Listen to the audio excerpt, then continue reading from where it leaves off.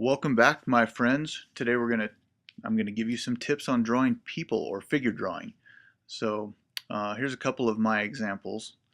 But one of the things that will is important to understand is that drawing people or understanding the proportions of people is important in any line of work you do. Designers design things around human proportion all the time, from architecture to cars to fashion to pretty much anything. Now, we're more interested in the artistic elements of it, but it's a good thing to understand for pretty much any endeavor that you guys pursue. So let's start with scale or proportion. And one of the easiest things to do is to get a friend. Hopefully you guys have more than a wooden dummy as a friend, but I'm just going to use this today because it's really simple. If you have one, great, use it. If not, I highly recommend you use actual people instead. You'll probably learn a lot more and have a lot more options. But we're just going to start with a basic stick figure. So draw in a head, draw in some shoulders, draw in an upper arm, draw in a lower arm, hands, etc. What we're really doing is just exploring how these things relate to one another and figuring out the proportions. A lot of times people draw heads either way too big or way too small, or they don't make the arms quite long enough. So just watch for those things as you work and then try and figure out where the body folds and do several of these. I would pause the video right here and actually do several different poses of stick figures. The more you do, the better you're going to get. Notice this is like a 2-minute drawing. So I'm going to rotate my mannequin. I'm going to start a new drawing. So pause it here, do those drawings. Okay, so welcome back. We're going to continue on.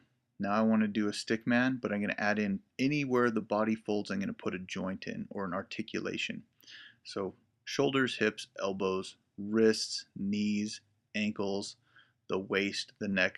I'm just going to put a circle in to remember that that's where the body folds and that it might change directions there.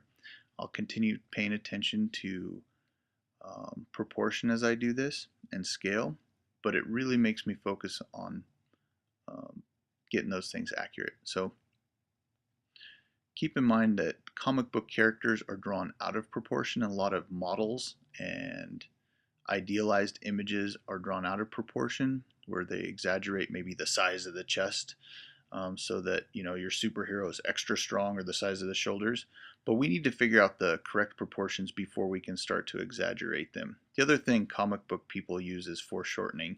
I'm not going to cover that in this video, but it's a term you can look up. It'll help you if you're really interested in comics or anime. So pause it and do some of those drawings. I'm going to speed the video up just a little bit, and I want you guys to do some stickmen with muscles next. So we're just adding layers and layers on top of this. Do a stickman, draw the joints and the articulations with little circles or however you've been doing that.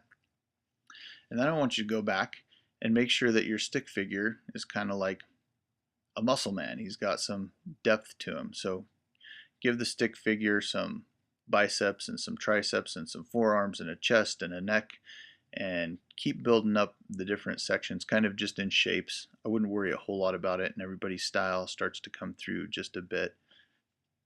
But once again, I'd have my friends pose in several different positions, or I would keep rotating the mannequin. You could even use pictures out of magazines if you wanted to, or pictures of yourself doing stuff that you like. Action stuff is usually a lot more fun for you.